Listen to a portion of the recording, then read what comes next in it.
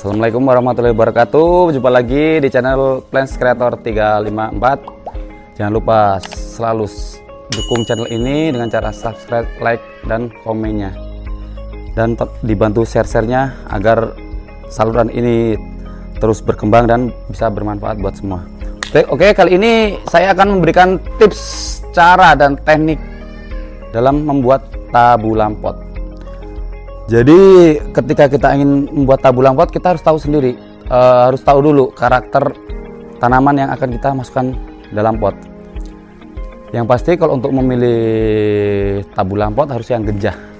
Maksudnya gejah di sini yang memang karakter atau tipikal pohon buah tersebut cepat berbuah. Contohnya seperti jambu air, mangga, jeruk, kelengkeng. Itu salah satu contoh yang gejah. Beberapa contoh tanaman buah-buahan yang gejah.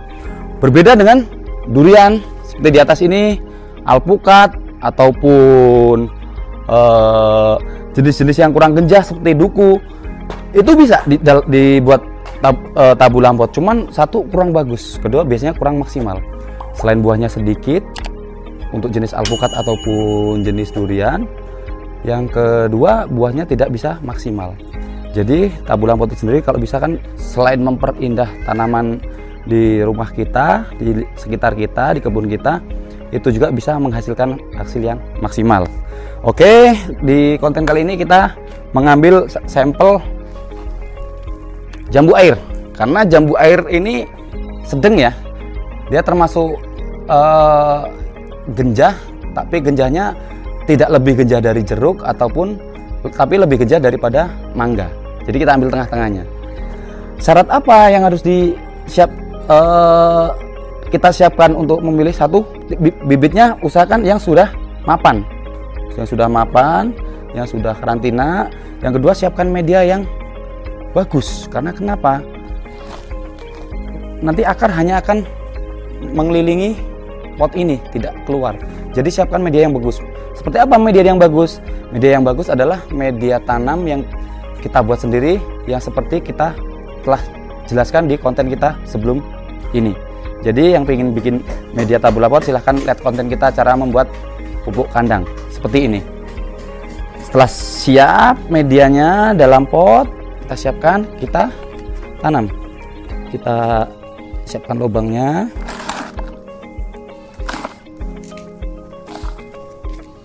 Ukur kedalamannya seperti ini ya sobat.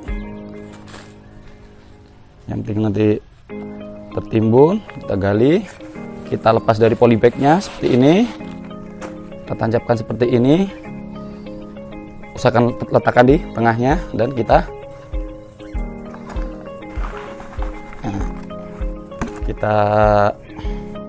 uruk sampai tertutup seperti ini. Letakkan di tempat-tempat yang terkena cahaya matahari, bebas, bisa panas bisa tidak, yang penting kontrol airnya, jangan sampai kering. Karena tahap awal ini kita menuju ke 6 bulan. Menuju ke 6 bulan kita harus membentuk akar, batang, dan daun sebelum kita membuat tabulam potnya. Setelah ini bibit kita tanam, kita siram. Kenapa harus dengan 6 bulan? Agar akar-akarnya mekar. Setelah mekar, akar itu kuat, nanti akan dilakukan proses penyiksaan agar untuk mengeluarkan buah. Jadi setelah kita tanam, kita siram dengan air sampai kenyang. Kita letakkan, usahakan di minggu pertama siram setiap hari. Setelah di minggu kedua atau ketiga bisa 2 atau 3 hari sekali, tergantung cuaca. Setelah ini nanti kita setelah umur 6 bulan, akar sudah mekar, batang dan daun sudah rimbun, kita akan lakukan penyisiran dengan apa? Letakkan di tempat di mana kita bisa mengatur air. Ketika akar sudah mekar, batang sudah siap, daun sudah rimbun, ranting-ranting sudah bagus, kita letakkan di tempat di mana tidak terkena hujan. Misal seperti ini. Setelah 6 bulan kemudian ya sobat ya, seperti ini. Di sini atasnya mungkin asbes ataupun apa, bisa UV dan lain-lain ya. Di teras intinya, jadi tidak kena hujan tapi tetap terkena panas. Ada cahaya masuk dari luar sana ya sobat. Tujuannya apa? Ini untuk menyiksa. Kenapa? Biar kita bisa mengontrol air. Kita tekniknya mungkin bisa dengan cekik juga bisa ya, bisa dengan beset seperti teknik cara membuahkan yang telah kita terangkan di konten sebelumnya.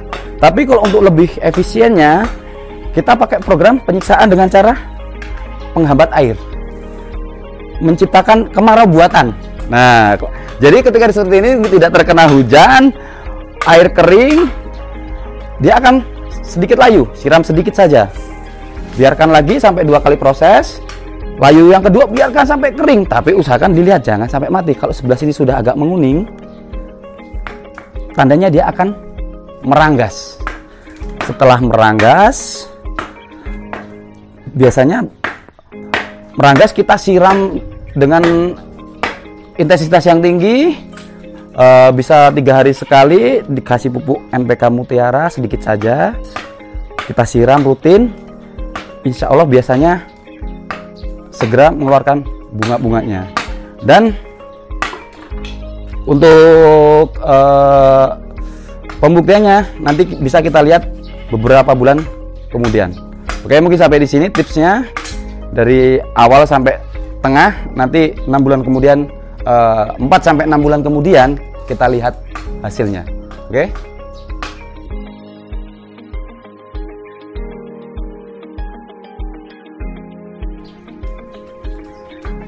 Oke, sobat sekalian, ini hasil setelah 6 bulan yang lalu kita tanam. Setelah 6 bulan membesar, membentuk akar, membentuk batang dan daun, kita lakukan metode penyiksaan. Jangan disiram sampai menguning atau biarkan dia tersiksa. Setelah daunnya meranggas, kita siram, kita belikan pupuk NPK Mutiara dan KCL secukupnya, sedikit saja, cukup dengan 1-2 sendok. Dan setelah 2 bulan kemudian seperti ini, dia sudah banyak mengeluarkan bunga-bunga, banyak mengeluarkan bunga yang nanti akan jadi bakal buah. Kuncinya agar buah nanti menjadi buah yang besar yang bagus, harus subur tanahnya, wajib subur dengan media olahan, media kompos yang ada di konten-konten kita sebelum ini. Oke, seperti ini, silahkan dicoba. Ini bisa menjadi apa namanya, kebun halaman rumah kita untuk menghias, memperindah, mempercantik halaman rumah kita. Juga bisa menjadi alternatif usaha jika kita membuatnya dalam jumlah banyak. Tinggal mengkalikan saja. Yang penting dengan teknik dan metode yang benar, mudah-mudahan bisa maksimal. Kuncinya di perawatan dan pupuk. Cara merawat, cara memupuk, pupuk kimia, pupuk kandang, ataupun perawatan lain serta media sudah saya jelaskan di konten-konten sebelum ini. Jadi para sobat bisa melihat di konten-konten saya sebelum ini supaya berhasil menjadikan buahnya lebat dan enak dimakan serta besar-besar serta subur. Dia tidak banyak dia bisa membagi antara batang, daun dan buah untuk gizi yang dihantarkan dari akar ke atas. Oke, seperti ini. Terima kasih banyak sudah menonton dan menyimak di channel kita. Jikalau ada salah kata, saya mohon maaf. Semoga konten ini bermanfaat.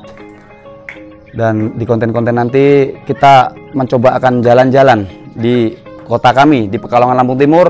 Nanti kita akan kunjungi tempat markasnya bonsai, tempat budidaya tanaman buah di seperti apa, dengan lokasi berhektar-hektar di nursery dari bibit buah, bibit bunga, elemen taman, landscape dan sebagainya. Insya Allah nanti kita akan ulas di konten-konten berikutnya. Jadi ikuti terus kita, dan nanti ada waktu tepat kita berkunjung di rumah teman kita yang sudah berhasil mengekspor tanaman hias di seluruh negara. Oke, sampai di sini saya akhiri. Wabillahi taufik wal hidayah. Wassalamualaikum warahmatullahi wabarakatuh.